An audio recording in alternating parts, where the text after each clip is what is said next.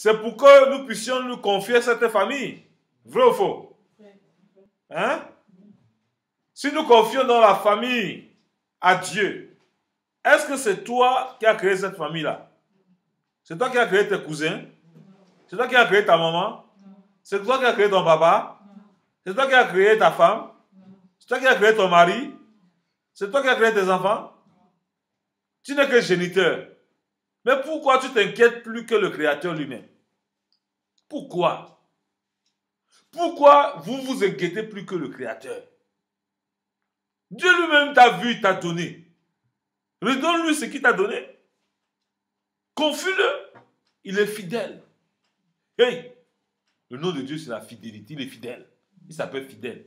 Dis d'après moi, Dieu s'appelle fidèle. Dieu s'appelle fidèle. Il est fidèle. La seule chose que vous devez faire, il faut vous soucier que chacun de vos familles ait son nom dans le livre des vies. N'ayez pas la souffrance pour que vos familles aient de quoi manger. Ça, c'est les païens qui s'inquiètent de ces choses-là. Les gens qui n'ont pas l'assurance. Nous devons parler du Seigneur, saisir les opportunités. Lorsqu'ils nous appellent, ils nous disent qu'on n'a pas mangé, on leur dit, hey, là c'est le moment de prier le Dieu qui crée les temps et les saisons. Si Dieu ne permet pas qu'il pleuve sur votre terre sera aride. Donc quand votre terre est fertile, c'est Dieu qui le fertilise. Donc priez que votre terre soit fertile. Priez que vos mains soient bénies. Que ce que vous faites soit béni. Parce que Dieu n'est pas avec vous là. Vous allez avoir des troubles dans votre vie. Ce que je peux vous amener là, si Dieu n'est pas avec vous là, ça va vous amener tout dans la destruction. Dieu veut que vous vous réconciliez avec lui. Pour que vous n'appelez plus malheur, malheur. Mais que vous appelez malheur, épreuve. Et dans cette épreuve, il va se glorifier. Et vous allez sortir de cette épreuve pour le glorifier. Apprenez à avoir le langage de Dieu. Malheur, chez Dieu veut dire épreuve. Difficulté veut dire épreuve. Il faut le dire, vous n'avez pas de difficultés. Vous avez les épreuves. Et dans la joie du Seigneur. Qui vont vous dire, mais vous là, vous riez seulement, vous parlez de... Oui, mais parce que quand je me lève le matin, c'est lui qui me donne le souffle de vie. Tu ne décides pas d'avoir ce souffle de vie. Si tu l'as, tu dois glorifier celui qui te donne ce souffle de vie. Et avoir la joie. Il te dit, oh, comment te juger? Tu dis, tu me juges par rapport à quoi? Ok, ça va. Oh, tu me juges. C'est des jugements que tu me juges, que toi-même tu seras jugé. Et te laisse entre les mains de Dieu. C'est tout. Tu n'as pas besoin de polémiquer. Il y a parfois, j'entends souvent des témoignages des gens qui souffrent dans les foyers. Quand l'homme parle 1, la femme parle 10, 20. Mais moi, il dit à l'homme, il faut te taire, tu es l'autorité. L'autorité, ça ne veut pas dire qu'il faut crier. Il faut laisser la femme dire 20, 16 mots, 30 mots dans l'air, tu ne réponds plus. Quand elle va finir de parler, elle vient trouver ce métier. Quand elle va se calmer, tu dis maintenant, est-ce qu'elle peut t'instruire? Tu ne parles, si elle ne t'écoute pas, tu restes calme. C'est dans le calme que Dieu interviendra. Ce n'est pas dans le bruit. Vous devez être sage. Ce n'est pas dans les discussions folles que vous pouvez avoir raison. Quand vous discutez avec les gens, vous sentez que le dispute devient... Vous vous taisez. Laissez l'Esprit du Seigneur prendre le contrôle. Il faut coudre votre bouche. Et fermez vos oreilles. Quand vous entendez, ça sort de l'autre côté. Gardez votre calme et votre sérénité à celui qui est capable de calmer la tempête. Qui est capable de calmer la tempête? Alléluia. C'est ça dans les couples. Quand les gens n'arrivent plus à laisser Dieu calmer la tempête, ils vont appeler quoi? Des secours. Les secours viennent avec quoi? Avec les âmes diaboliques. Les âmes diaboliques, tu peux dire à ta belle-mère, à ton beau-père, ton ceci, avec ceci. Ils vont rien faire, ils vont que soutenir leurs propres enfants. Parce que c'est les âmes diaboliques. Si tu te tournes à Dieu, Dieu va calmer la tempête. Ça veut dire quoi? Tu gardes ton calme et tu pries. Amen. Si ça doit prendre 1 an, dans ton calme, prendre 1 an. C'est pas grave. Alléluia. N'entrez pas dans les discours que vous ne maîtrisez pas. Il faut utiliser un domaine que vous maîtrisez, qui est local. J'ai jamais vu Dieu nous demander d'entrer dans des disputes folles quand ça ne va pas. Il dit de vous calmer. Lui seul peut calmer la tempête. Et vous commencez à regarder Dieu. Commencez à compter ses bienfaits. Quand vous étiez célibataire, le jour qu'il vous a donné votre femme, bien votre mari, et vous dessinez à quel moment le trouble va commencer à venir. Vous commencez à lier l'esprit de division.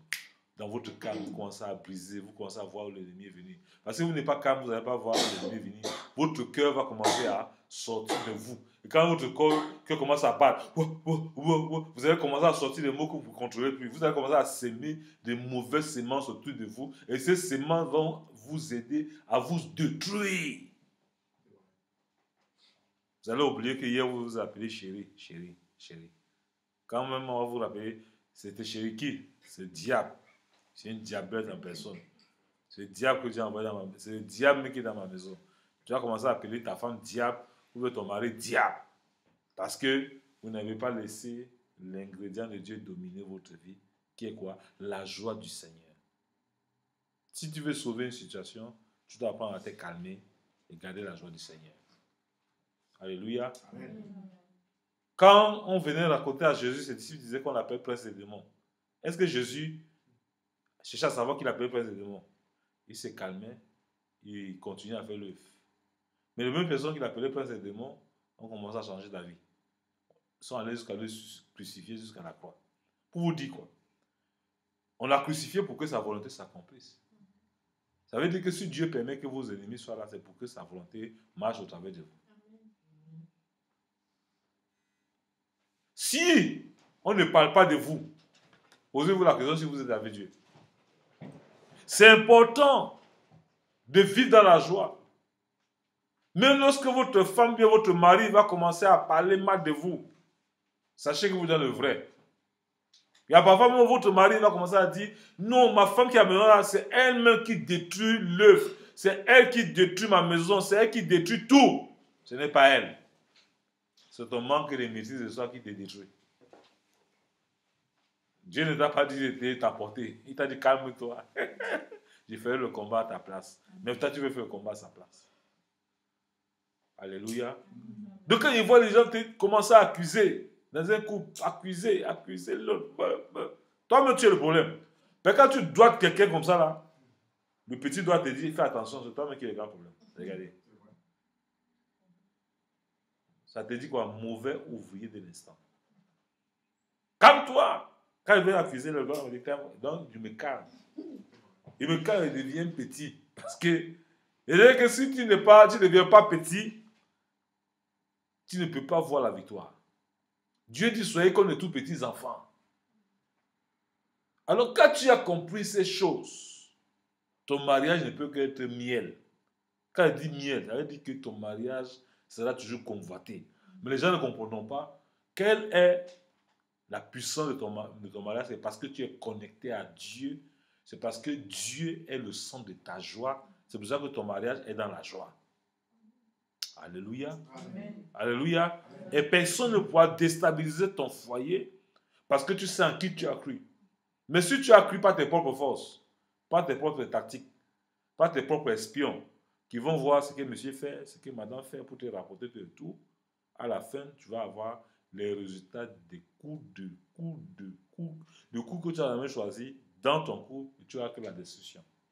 Tu vas utiliser les armes destructives.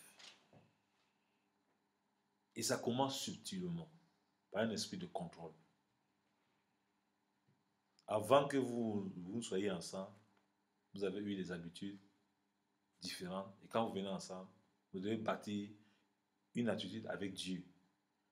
Si vous passez votre temps à vous critiquer, vous êtes dans l'erreur. Vous devez vous apprécier et vous supporter.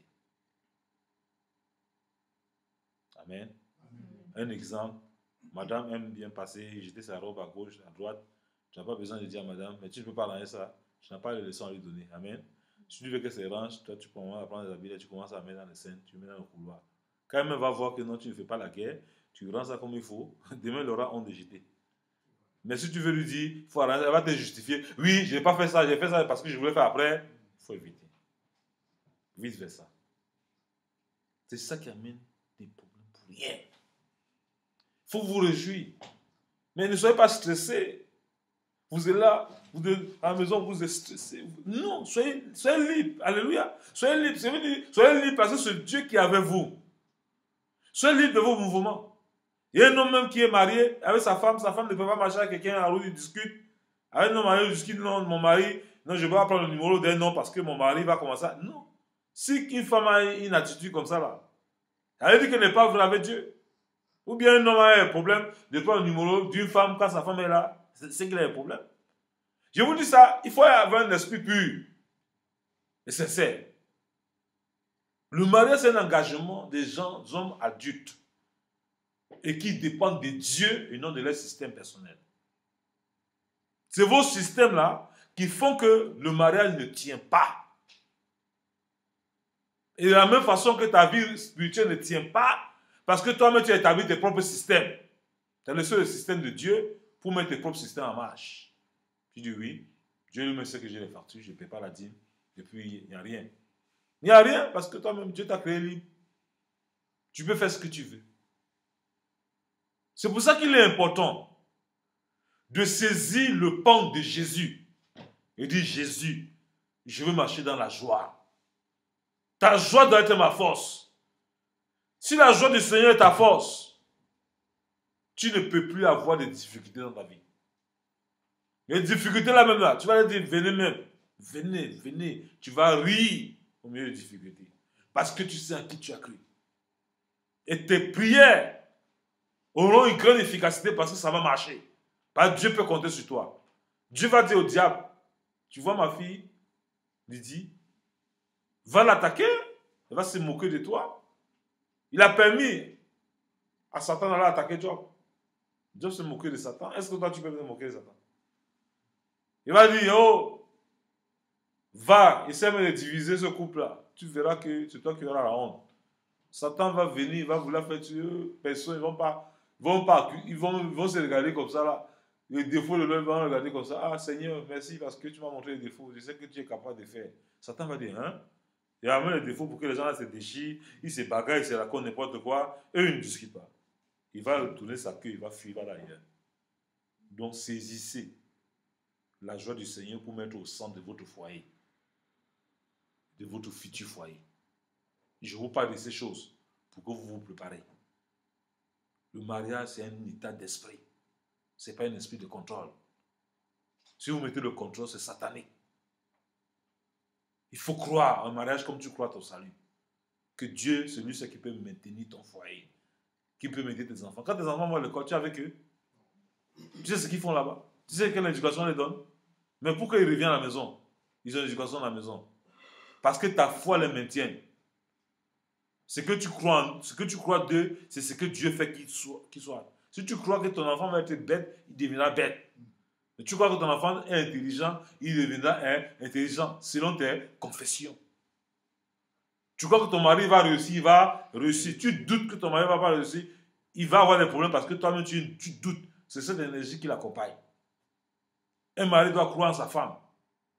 Tu crois en une femme, elle est capable d'arracher le monde entier et venir montrer à son mari. Parce que la femme a un cœur de lion. La femme, c'est elle qui a le monde. C'est elle qui est la grande évangéliste.